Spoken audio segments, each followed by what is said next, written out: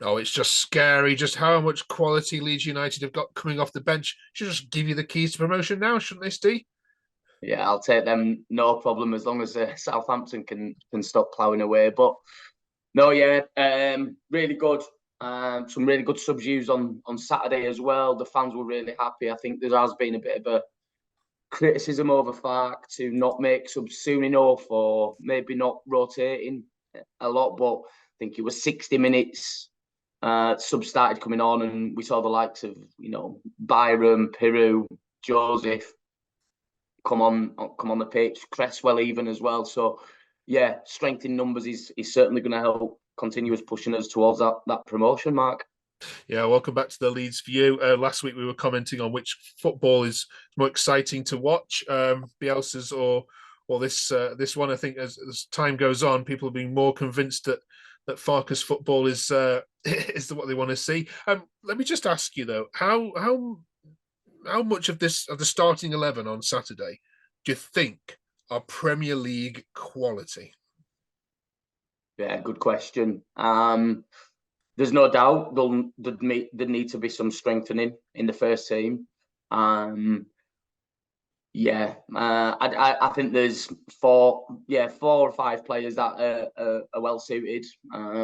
Maybe even more actually. I think you look at likes of Archie Gray, Somerville, Jorginho, Ampadu. Should we keep Road on and make that move permanently?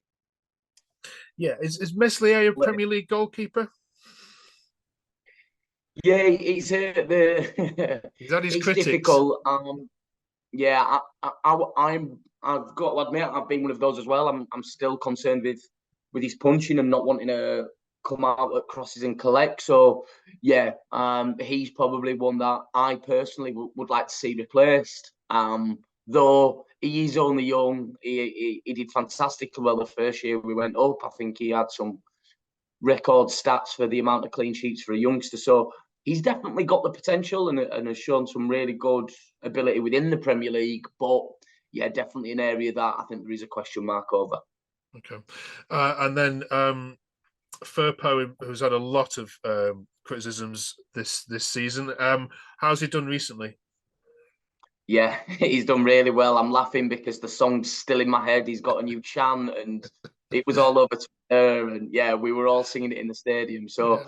I mean, I guess that's a sign, right, that a player's starting to do well. He's actually now got his own chant and honestly, there's no irony in it as well. Whereas I think previously we have been, we've been a bit harsh, but he's looking good. The key thing for Firpo definitely seems to be keeping fit and being able to start. He's now getting that match fitness into his legs. I'm pretty sure he's probably started in the league the last 6 games.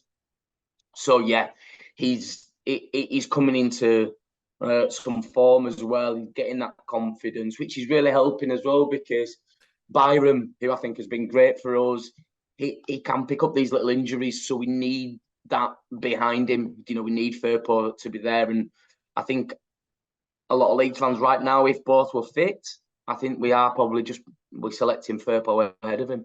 Yeah.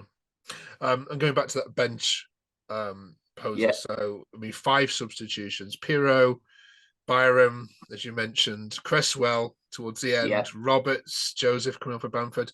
That's 5 substitutions of all quality Championship, if not higher, yeah. level, isn't it? Do you think that's going to be the difference between yourselves and teams like Ipswich who just perhaps don't have that squad depth going up?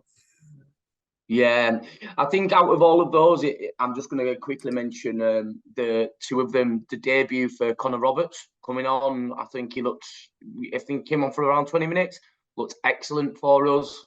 Definitely offered something different for us at right back.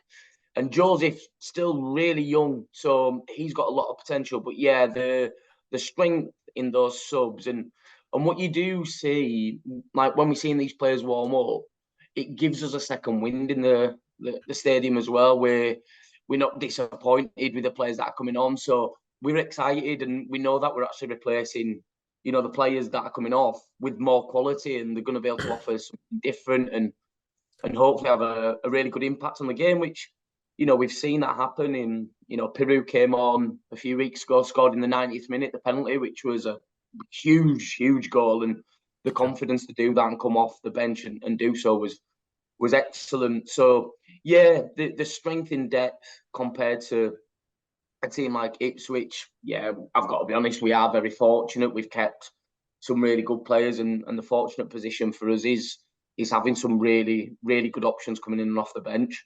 Okay. Just finally on Bamford, we've spoke to the Rotherham fan this evening, who isn't obviously very happy with Mr. Bamford and his celebration, and obviously the referee as well. Let's just clear this up. Was that the most obvious handball that you've seen this season? Coincidentally, I were at the bar, so I didn't see it. No, no, yeah. It's an Arsene Wenger answer. That I should have wore the coat for the chat.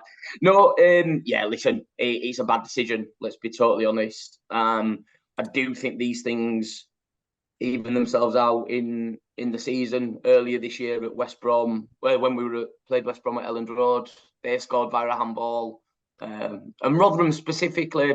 I'm still caught up on Lee Peltier trying to break Dan James's leg in the penalty box. So VAR's in the game on Saturday. The goal doesn't get given, but I think equally if the VAR's there at Rotherham earlier in the season, we get a penalty, and listen, there'll be more decisions that go against us and for us, but let's not pretend that otherwise it was a bad decision.